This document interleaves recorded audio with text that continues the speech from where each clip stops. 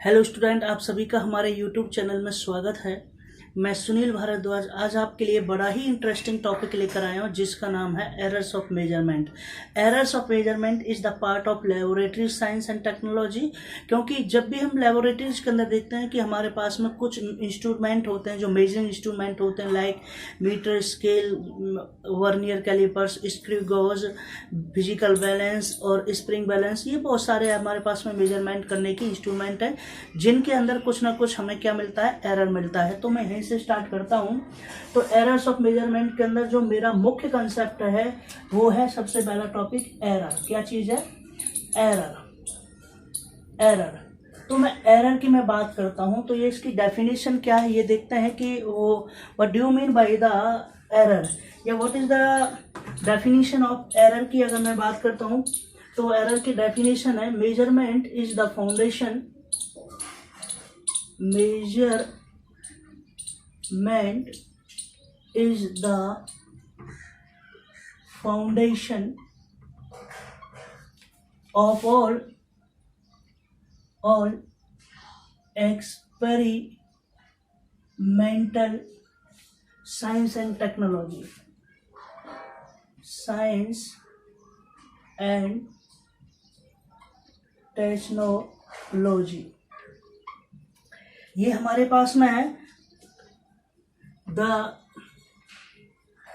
Result of every measurement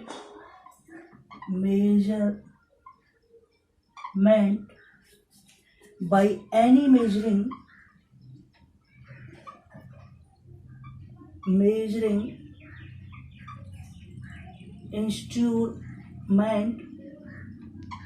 instrument contains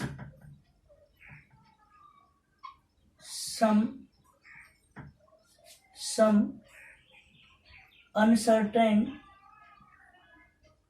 uncertainty. This uncertainty is called error. क्या कहेंगे?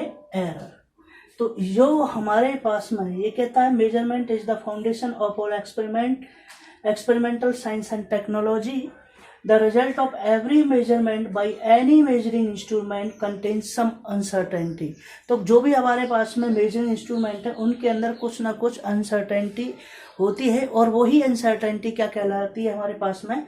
Error कहलाती है। क्या कहलाती है? एरर। आपसे किसकी मैं बात करता हूँ? Errors of measurement. Errors of measurement.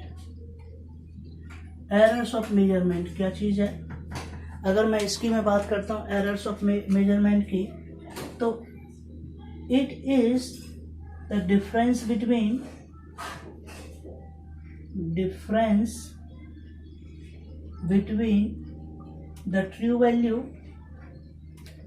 the true value and measured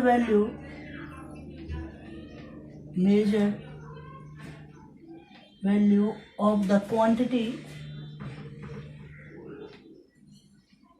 quantity is known as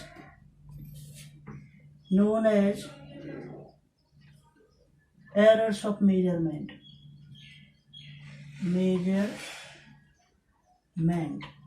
तो एरर हमारे पास में क्या हो जाएगा?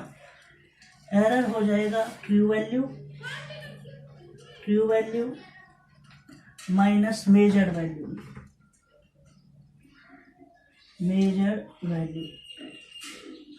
तो ये हमारे पास में याद रखना कि आपके पास में ट्रू वैल्यू कौन सी है और मेजर्ड वैल्यू कौन सी है। तो ये सारी चीज हमारे पास में क्या आ जाएगी? ये हमारे पास में आ जाएगी कि हमारे पास में जो एरर्स ऑफ मेजरमेंट है, it is the difference between the true value and measured value. तो एरर हमारे पास में आ जाएगा कि मान लीजिए किसी भी, फॉर एग्जांपल अगर मैं बात करता हूं, जैसे we perform an experiment acceleration due to gravity, तो जब हम किसी भी एक्सेलरेशन ड्यू टू ग्रेविटी निकालते by using the bar pendulum is apparatus to measure the gravity. तो बार पेंडुलम के माध्यम से जब हम निकालते हैं तो उसकी जो हमारे पास में मान लीजिए ट्रू वैल्यू है, ट्रू वैल्यू ऑफ जी हमारे पास में होती है 980 क्या होती है सेंटीमीटर पर सेकेंड स्क्वायर। तो 980 सेंटीमीटर पर सेकेंड स्क्वायर होती है, this is the true value. और अगर मैं बात करता हूँ मेजर्ड वैल्यू जो मेरे पास में निकल कर आई है वो आई है 945 सेंटीमीटर पर सेकेंड स्क्वायर।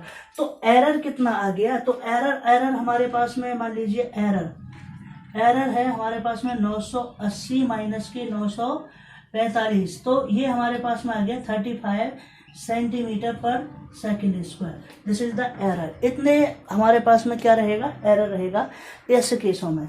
तो अब मैं बात करता हूँ टाइप्स ऑफ एरर की। किसकी मैं बात करता हूँ, types of error.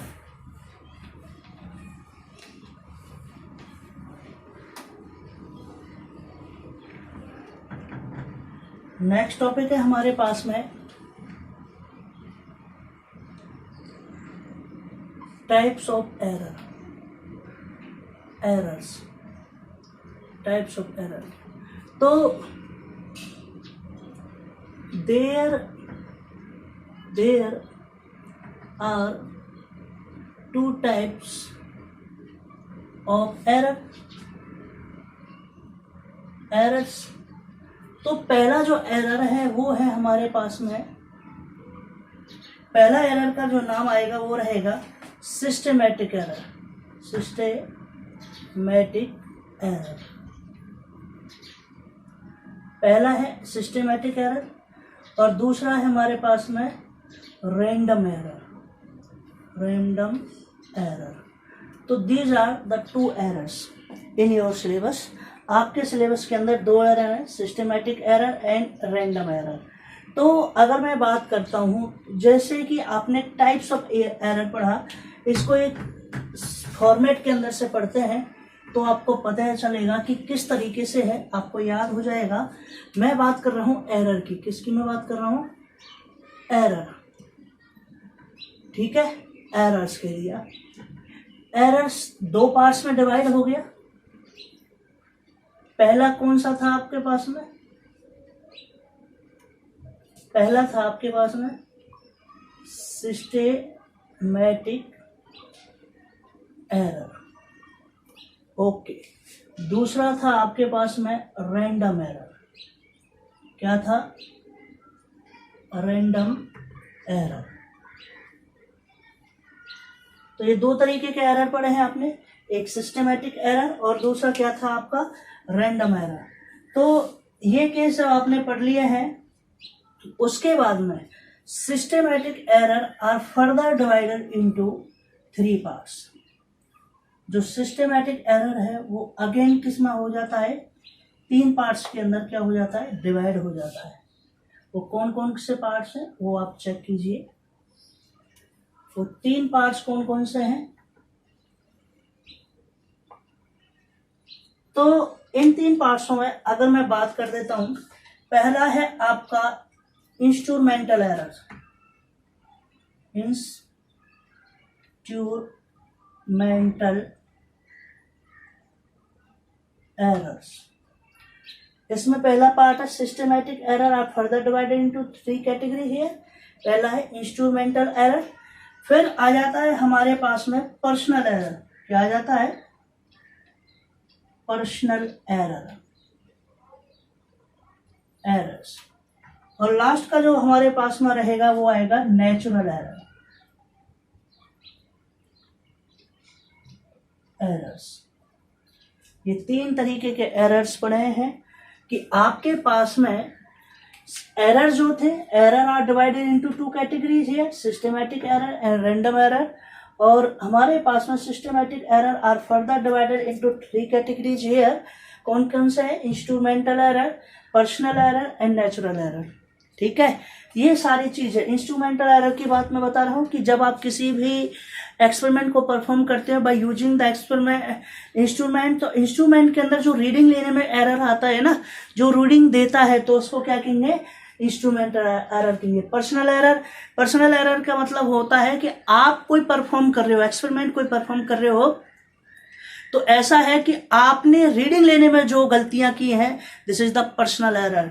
And natural error की मैं बात करता हूं नेचर के माध्यम से। अगर मान लीजिए आप कोई भी एक्सपेरिमेंट परफॉर्म कर रहे हो bye using the temperature use कर रहे हो, तो आपने कोई टेम्परेचर की रेंज फिक्स कर दिया, this is the constant temperature, but in case of the nature the temperature is increase, तो this is the natural error. तो ये सारी चीज हम किसके अंदर करेंगे, ये चीज आपने पढ़ा ली है, दोबारा से देख लीजिए।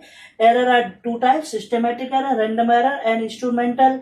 Systematic error are further divided, 3 categories है। ये सारी चीज मैं बात करता हूं। अब मैं सबसे पहले इसके अंदर एरर पढ़ लिया, मैं बात करता हूं सिस्टमैटिक एरर की। किसकी मैं बात करता हूं बेटा आपसे, सिस्टमैटिक एरर की मैं बात करता हूं। This is the first systematic error, errors की मैं बात करता हूं। सिस्टमैटिक एरर्स की अगर मैं बात करता हूं कि हमारे पास में कि सिस्टमैटिक एरर हमारे पास में क्या होता है, ये सारी चीज आपको पता होना चाहिए। तो systematic error are those error, matic errors are those errors that tends to be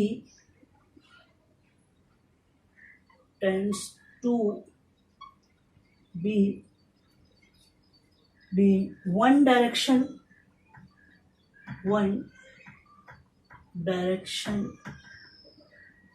either positive or negative, either positive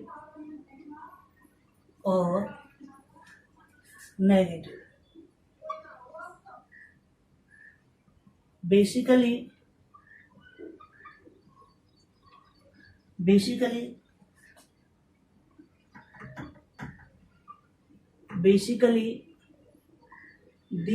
are the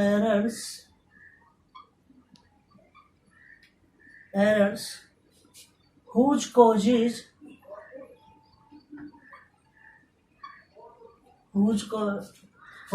are known।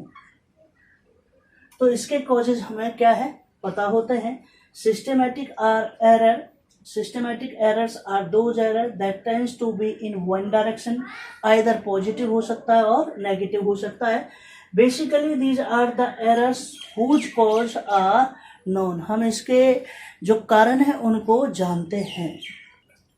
और इसकी एक और डेफिनेशन देखिए, इसकी सेकंड डेफिनेशन मैं आपके साथ में लिख रहा हूं। तो सेकंड डेफिनेशन में क्या कहता है, the error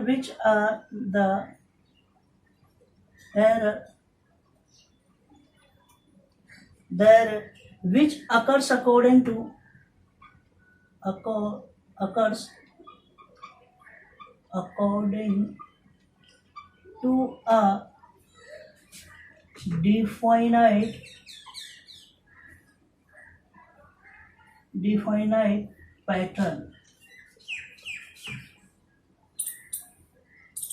pattern is called systematic error।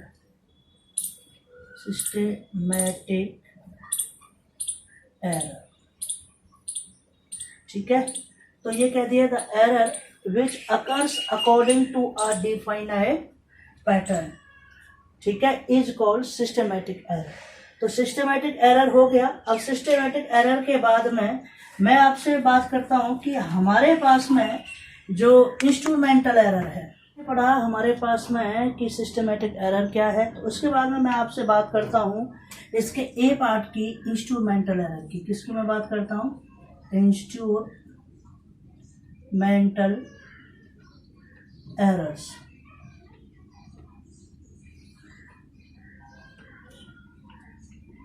तो डेफिनेशन में हमारे पास में आएगा कि हमारे पास में क्या आएगा, the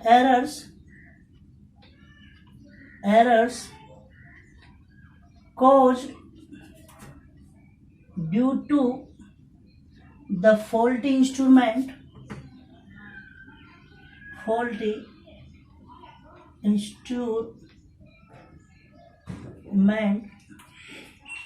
instruments are called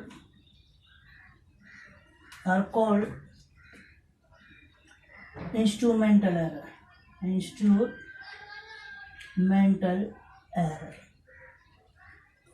errors. For example, अगर मैं एग्जाम्पल की मैं बात करता हूं तो आपने देखा होगा वर्नियर कैलिपर्स देखा होगा. There are 2 scales, main scale and vernier scale. Vernier callipers के अंदर 2 स्केल होती हैं, मैन स्केल और वर्नियर स्केल. तो आपने देखा होगा दोनों के the zero of the main scale is coincide with the किससे, वर्नियर स्केल जीरो. अगर वो जीरो कोइंसाइड है तो जीरो एरर है, अदरवाइज कोइंसाइड नहीं है. They do not coincide with zeros of both scales, these are called the instrument error. ठीक है, इस तरीके से क्या कहेंगे हम, इंस्ट्रूमेंटल एरर कहेंगे. या कोई भी मीटर स्केल आपने ले लिया, उसका एक कोना आपका टूट जाता, ब्रेक हो जाता है या जल जाता है, तो वो हमारे पास में क्या हो जाएगा, मीटर स्केल एरर होगा. क्योंकि मीटर स्केल भी तो क्या चीज है, is a device which measure the length. ठीक है, तो जो कि क्या हो जाएगा, ये एरर हो जाएगा. उसके बाद में अगर मैं बात करता हूं सेकंड वाले केस की, तो सेकंड केस जो है इसका बी वाला पार्ट, उसको क्या लिखवाया था, वो लिखवाया था मैंने पर्सनल एरर. क्या लिखवाया था, पर्सनल एरर. अगर मैं बात करता हूं पर्सनल एरर की, इसकी अगर डेफिनेशन है, और डेफिनेशन है हमारे पास में, the errors in the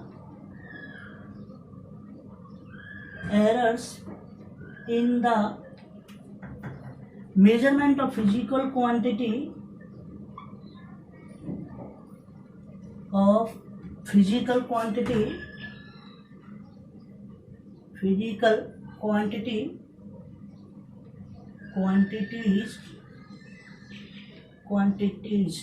quantities due to the limitations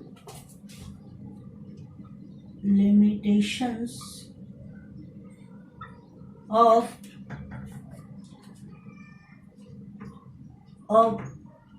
an observer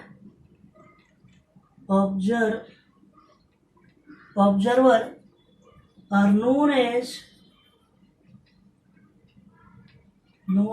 क्या कहेंगे हम, पर्सनल एरर्स. क्या हो गया इसके मतलब, the errors in the measurement of physical quantities due to the limitation of an observer are known as personal error. क्या कहेंगे इसको, नोन एज.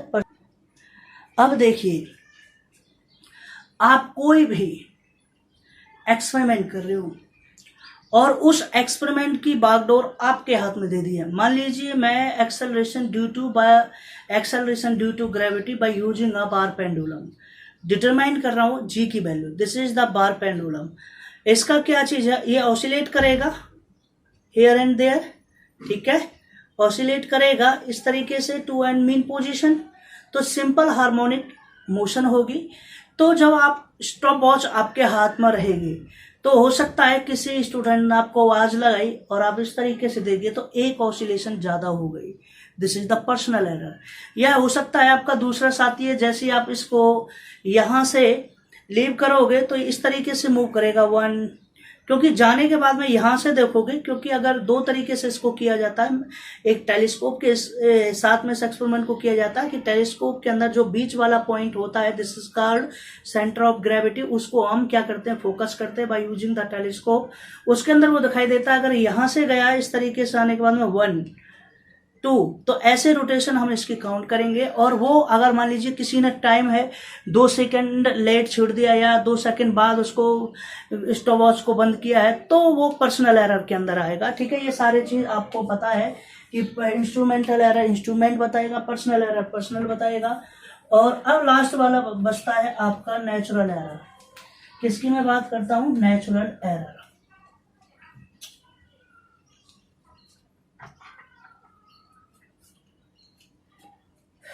नेक्स्ट है आपका natural error, C. Natural error, natural errors. तो हमारे पास में क्या रहेगा, नेचुरल एरर की मैं बात करता हूँ। तो इसकी अगर मैं बात करता हूँ, the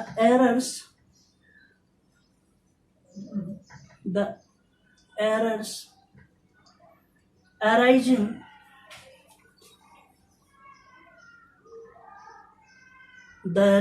arising due to the change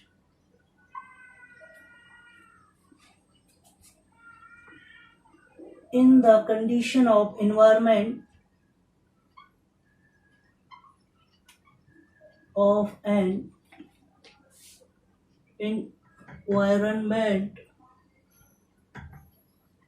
environment are known as natural errors.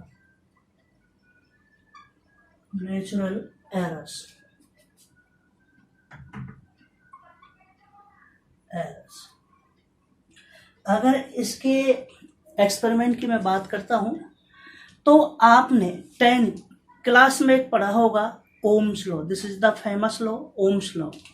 ठीक है, V is directly proportional to R। बहुत से बच्चे कहते हैं मैं अगर स्टेटमेंट पूछता हूं तो V is equal to IR, पर एक्चुअल स्टेटमेंट क्या है, एट कांस्टेंट टेम्परेचर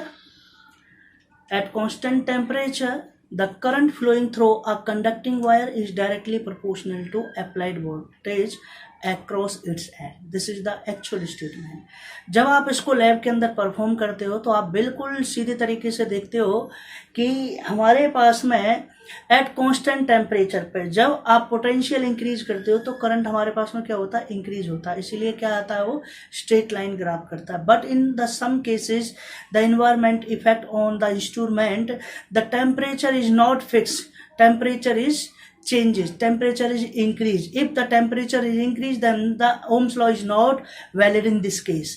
तो ये केस किसका हो जाएगा, ये केस हो जाएगा हमारे पास में नेचुरल एरर्स का। ठीक है, क्योंकि टेम्परेचर फिक्स रहेगा तो V डायरेक्टली प्रोपोर्शनल I के रहेगा। But in case of temperature increase हो जाएगा तो Ohm's law is not valid. मैं पहले कह रहा हूँ स्टेटमेंट में एट कांस्टेंट टेम्परेचर की बात करता हूँ, नॉट अ वेरिएबल टेम्परेचर की मैं बात नहीं कर रहा। तो ये सारी चीज आपको पता होना चाहिए। अब लास्ट है हमारे पास में क्या है, लास्ट है हमारे पास में रैंडम एरर। क्या चीज है, रैंडम एरर 2, जिसको क्या कहा नाम दिया है, रैंडम एरर्स। तो रैंडम एरर्स की अगर मैं बात कर देता हूं, random errors are due to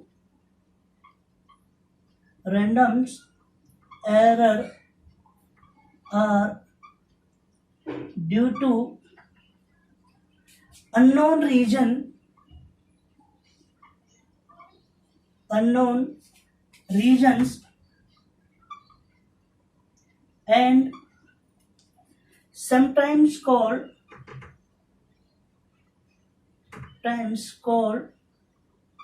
change error।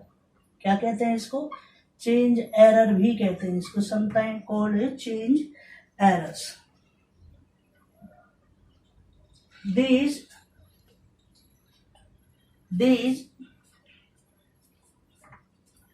These errors cannot be controlled by the observer,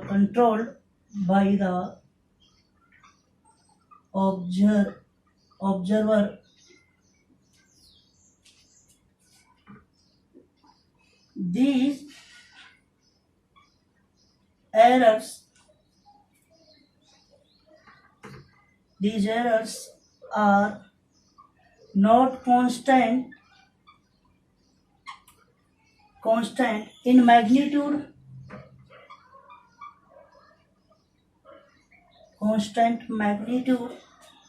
but variable। क्या कह दिया, random errors are due to unknown reasons, sometimes called change error, इसको क्या कहते हैं? चेंज एरर कहते हैं। These errors can not be controlled by the observer, these error are not constant in magnitude and variable. तो they may be positive और negative,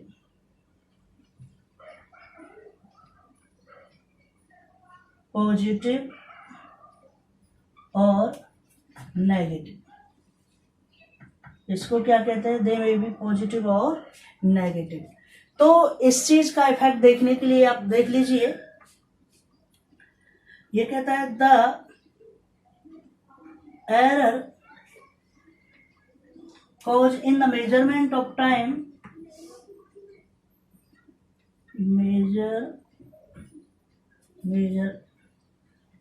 measurement of the time, measurement of the time period due to the small irregularity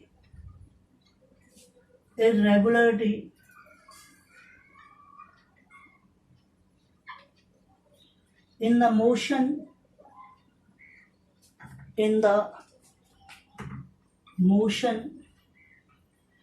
of the pendulum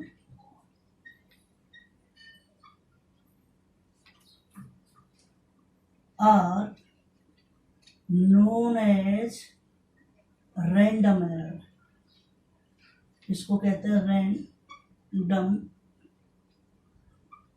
errors.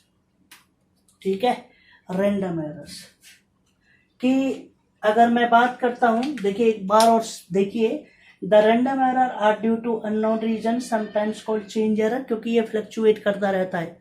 ठीक है, these errors can not be control by the observer, observer के बस में नहीं होता। These errors are not constant in magnitude but variable, constant magnitude नहीं रहता, variable करता, चेंज होता है, कहीं थोड़ी वैल्यू ऊपर गई, कहीं थोड़ी वैल्यू आई।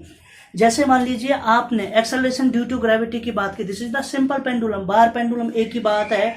इसके अंदर जब आप मोशन की बात करते हो तो हो सकता है कि 10 वाइब्रेशन के लिए, 10 पीरियड ऑसिलेशन के लिए आपका टाइम 35 सेकेंड आए, क्या है 35 सेकेंड आए, बट अगेन जब आप दोबारा से इसको करोगे तो थोड़ा बहुत चेंज आएगा, 35 में से आपका कुछ मिली सेकेंड आए, तो ये मिली सेकेंड का थोड़ा बहुत चेंज होता है। तो इस तरीके के एरर को क्या होता है, इंसान के हाथ में, हमारे हाथ में कंट्रोल नहीं है, तो इस तरीके के एरर को मेजर करने के लिए हमें क्या करना पड़ता है, लार्ज नंबर ऑफ एक्सपेरिमेंट। तो इसका मतलब एवरेज निकाल देते हैं, तो एवरेज से ये एरर क्या हो जाता है हमारे पास में, रिमूव हो जाता है। क्या हो जाता है, रिमूव हो जाता है। तो समझ में आ गया। और दिस एरर, रैंडम एरर को रिड्यूस करने के लिए क्या किया जाता है, हम लार्ज नंबर ऑफ ऑब्जर्वेशन कर लेते हैं। ये सारी चीज आप याद रखना। अब अगला जो मेरा टॉपिक है, मैंने आपको एरर्स पढ़ाए, एरर इन मेजरमेंट पढ़ाया, उसके टाइप्स पढ़ाए। अब मैं बात करता हूं कि हमारे पास में एब्सोल्यूट एरर क्या होते हैं। क्या है, एब्सोल्यूट एरर। नेक्स्ट एरर है हमारे पास में एब्सोल्यूट एरर। क्या चीज है, फर्स्ट है हमारे पास में एब्सोल्यूट एरर। एब्सोल्यूट एरर क्या चीज है हमारे पास में, एब्सोल्यूट एरर की अगर मैं बात करता हूं, ये है हमारे पास में the difference of the difference of the standard value.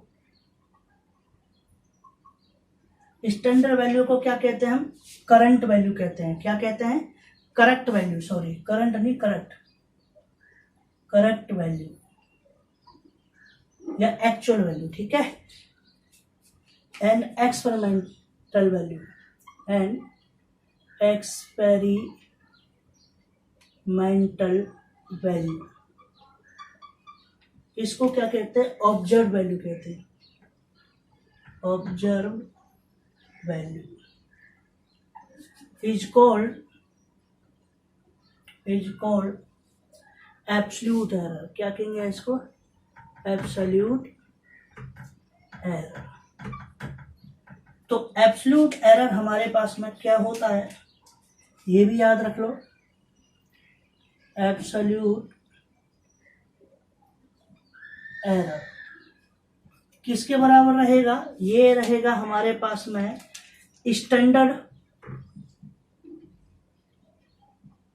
Standard value minus क्या है? एक्सपेरिमेंटल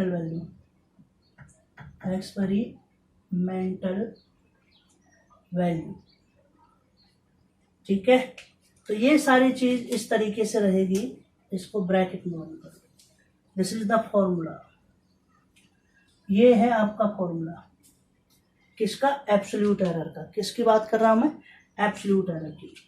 उसके बाद में अगर एब्सोल्यूट एरर आपको पता है, एग्जाम्पल के केस में अगर मैं ये कह देता हूं, भाई देखिए स्टैंडर्ड, मैंने अभी आपको टाइम पीरियड की बात बताई, इरेगुलरिटी मोशन की बात बताई, तो उसके अंदर मैं बात करता हूं जब मैं to determine the acceleration due to gravity by using a bar pendulum, ठीक है। तो स्टैंडर्ड वैल्यू आपकी पता है क्या होती है भाई? 980 है। कितनी है स्टैंडर्ड वैल्यू ऑफ जी कितना है? 980 सेंटीमीटर पर सेकंड स्क्वायर। मान लेते हैं एक्सपेरिमेंटल वैल्यू ऑफ जी हमारे पास में वही 945 सेंटीमीटर पर सेकंड आई। तो एब्सोल्यूट एरर क्या रहेगा? एब्सोल्यूट एरर भाई 980 में से 945 गया तो कितना है? 35 सेंटीमीटर पर second square. This is the absolute value, absolute error. तो इसको क्या कहेंगे हम? इस तरीके से क्या कहेंगे? एब्सोल्यूट एरर हम कहेंगे। तो नेक्स्ट मैं बात कर रहा हूं आपसे रिलेटिव एरर की बात कर रहा हूं। किसकी मैं बात कर रहा हूं? सेकंड केस है हमारे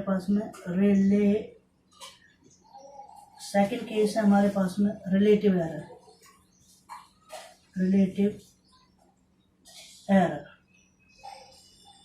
तो ये है relative error is defined as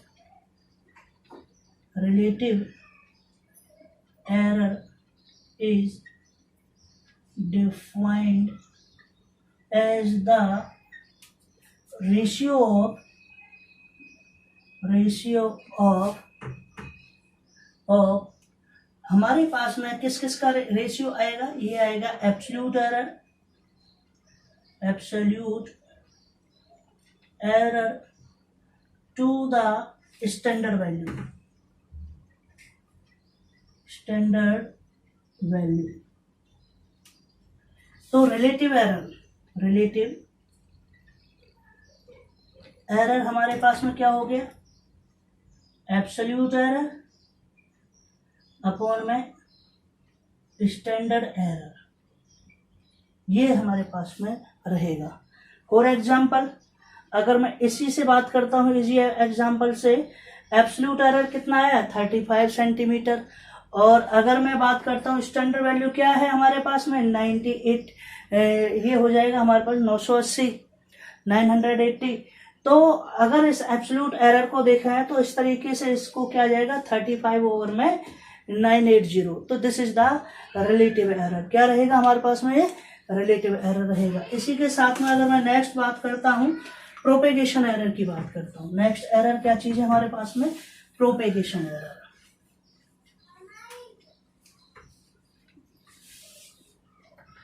next है हमारे पास में प्रोपेगेशन एरर। क्या चीज है? Propagation error. तो प्रोपेगेशन एरर की मैं बात करता हूं। Propagation of error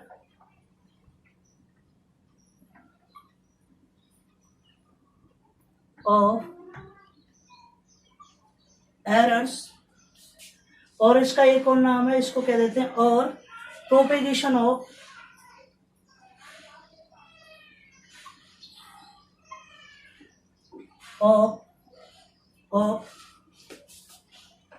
uncertainty.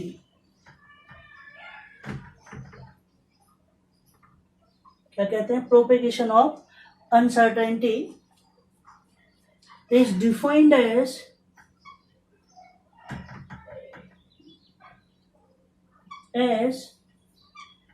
as the effect on a function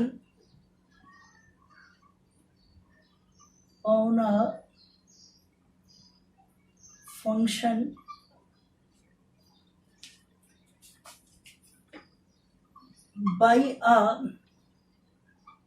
variable's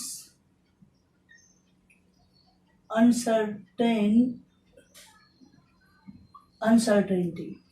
तो this is called the propagation of error. ये एरर किसी किसी मैथमेटिकल इक्वेशंस के अंदर आते हैं। जब आप इसको और डिटेल में पढ़ोगे तो ये मैथमेटिकली जब हम इक्वेशन सॉल्व करते हैं तो उनके अंदर जो डेरिवेशंस होते हैं, जो एरर्स आते हैं, उनको हम कहते हैं प्रोपेगेशन एरर।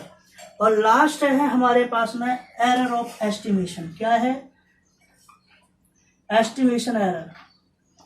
एस्टिमेशन एरर क्या चीज है? एस्टिमेशन एरर, किसी भी चीज को एस्टिमेट करना।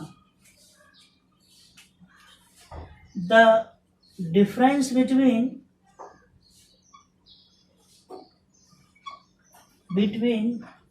द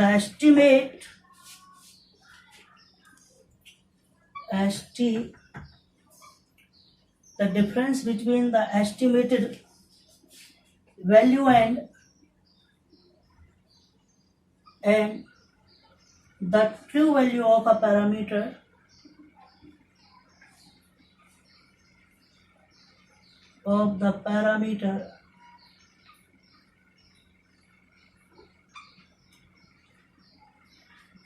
or sometimes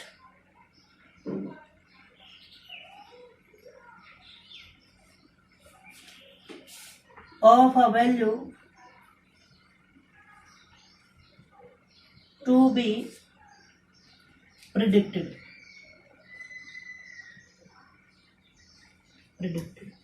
तो ये कहता है the difference between the estimated value and the true value of the parameter और sometimes of the value to be predicted.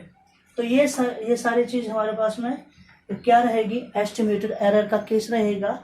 तो आपने इस तरीके से आप पढ़ लिया कि एरर्स क्या होते हैं, ये हमारे पास में।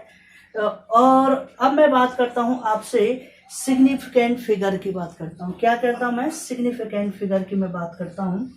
तो देखिए नेक्स्ट आर्टिकल है जो टॉपिक का लास्ट है, सिग्निफिकेंट फिगर। सिग्निफिकेंट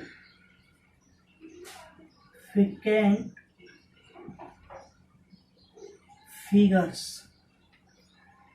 ये हमारे पास में क्या है? Last topic of this unit. तो सिग्निफिकेंट फिगर हमारे पास में क्या होती है? Significant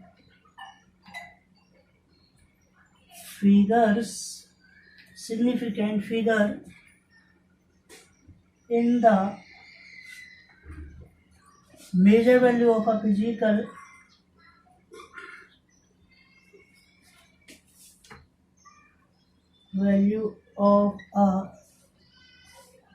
physical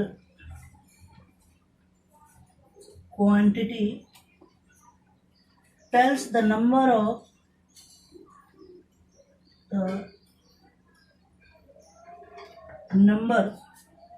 of digits in which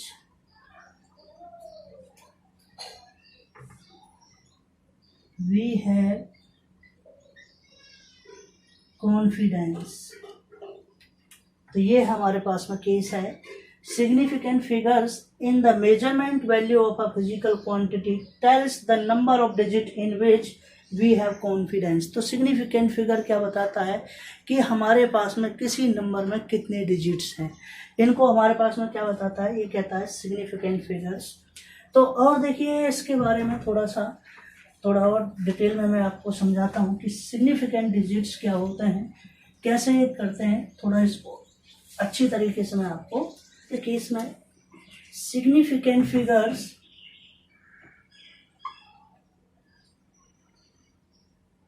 significant figures do not change if we measure a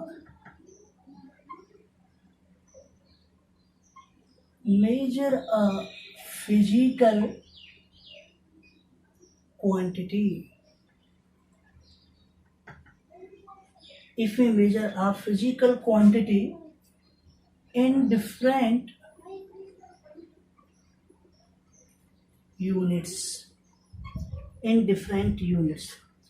देखिए फॉर एग्जाम्पल मैं ये कहता हूं 14.5 सेंटीमीटर, इसमें क्या चीज है, देयर आर 3 सिग्निफिकेंट फिगर 1 2 3, तो सिग्निफिकेंट फिगर हमारे पास में कितने हो गए, तो ये है सिग्निफिकेंट फिगर कितना है, 3 है। अगर मैं इसको कह देता हूं this is the centimetre, yes metre कह रहा हूं मैं, क्या कहता हूं, ये हमारे पास में सेंटीमीटर, इसका केस हो गया। अगर मैं इसको मीटर में चेंज करता हूं, किसमें मैं क्या करता हूं, मैं इसको मीटर में चेंज करता हूं, तो 100 से डिवाइड कर देता हूं, तो यह आएगा 0.145 मीटर। तो इसके अंदर भी सिग्निफिकेंट फिगर क्या है हमारे पास में, इसको मैं ऐसे लिख सकता हूं 14.5 इंटू 10⁻⁻² मीटर है। तो इसमें भी 3 सिग्निफिकेंट फिगर क्या है, 3 सिग्निफिकेंट फिगर है। तो इन बोथ केसेस अगर मैं इनकी बात करता हूं, ये सेंटीमीटर है ये मीटर है, तो दोनों केसेस में the significant figure does not change या do not change if we measure a physical quantity. अगर हम किसी भी फिजिकल क्वांटिटी को मेजर करते हैं different unit, but the significant figure does not change, ये आपको पता होना चाहिए। अब मैं आपको ये मैं रफ कर देता हूं, अब आपको कुछ रूल्स लिखवा रहा हूं, वो रूल्स आपको हमेशा याद रखने पड़ेंगे। वो रूल्स कौन कौन से हैं वो चेक कीजिएगा। तो रूल्स देखिएगा, rules for significant figure, rules for significant figures.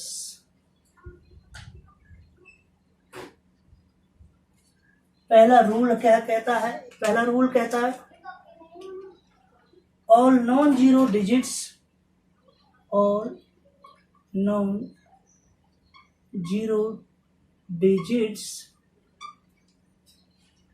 are significant figures।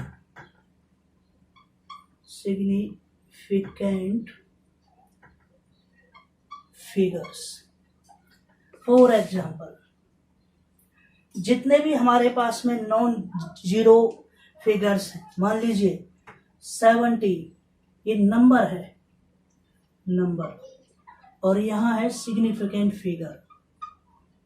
Figures, यहाँ 45 1 3 5 6 2। तो इस केस में there are 2 significant figures, there are 3 significant figure, there are 4 significant figure. In this case all non-zero digits are significant figure। जितने भी non zero वो सारे क्या रहेंगे, सिग्निफिकेंट फिगर रहेंगे। सेकंड केस की मैं बात करता हूं, all zeros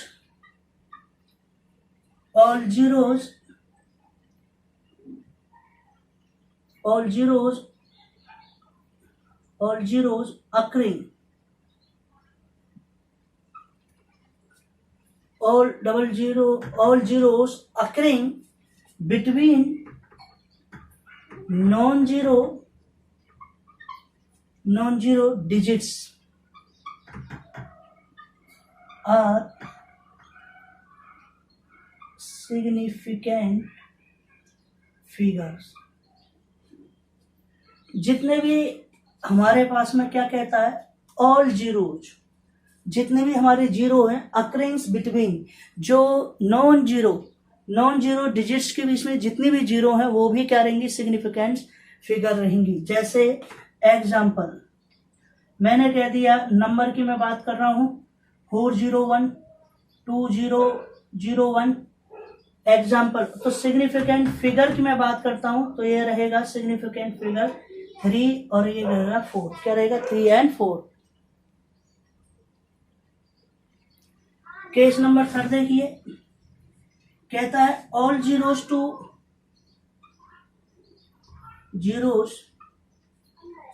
the right of the last non zero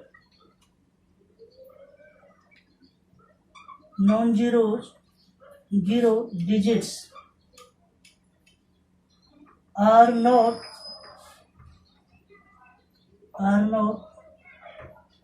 significant figures। ये जीरो बीच में है इसलिए सिग्निफिकेंट है।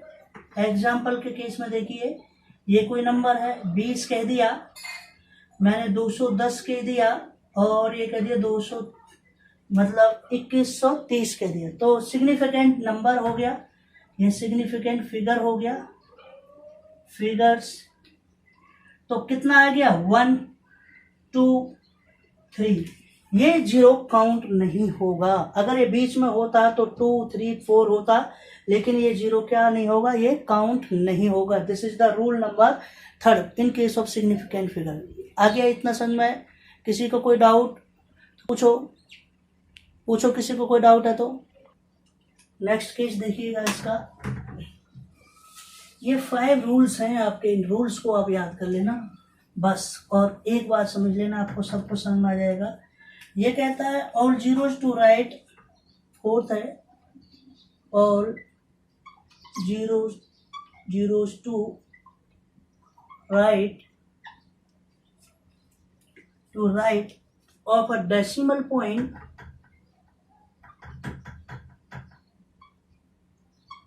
point and to the left of a non-zero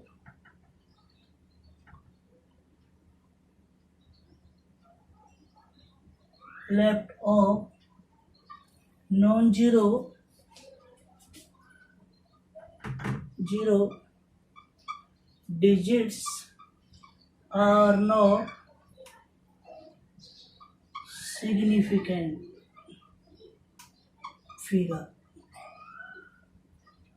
figures। तो वो क्या रहेगी हमारे पास में, are not zero. For example कोई नंबर है और ये क्या रहेगा, सिग्निफिकेंट फिगर रहेगा। तो नंबर है 0.02, इस तरीके से कह दिया है हमने 0.02, ये कह दिया 0.004। तो इस केस में अगर मैं ये बात कर देता हूँ 0.0045, तो इस केस में significant physics only non zeros, not including to 0.0। इसको ये नहीं कहोगे आप 3 है, ओनली दिस इज द 1, इसका भी क्या है 1 और इसका क्या है 2। तो इस तरीके का ये क्या रहेगा हमारे पास में केस रहेगा। और अगर मैं बात करता हूँ 5th वाले पार्ट की, कि हमारे पास में 5th है, तो लास्ट केस है हमारे पास में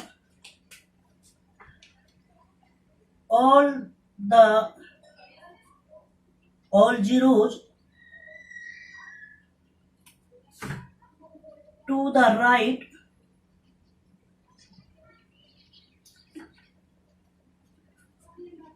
of a decimal point and to the right of non-zeros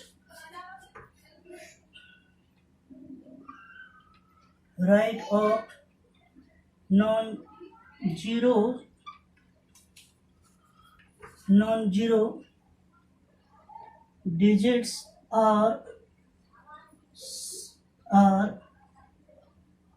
significant figures। Example से देख लीजिए बेटा, ये कोई नंबर है और ये कोई सिग्निफिकेंट फिगर है।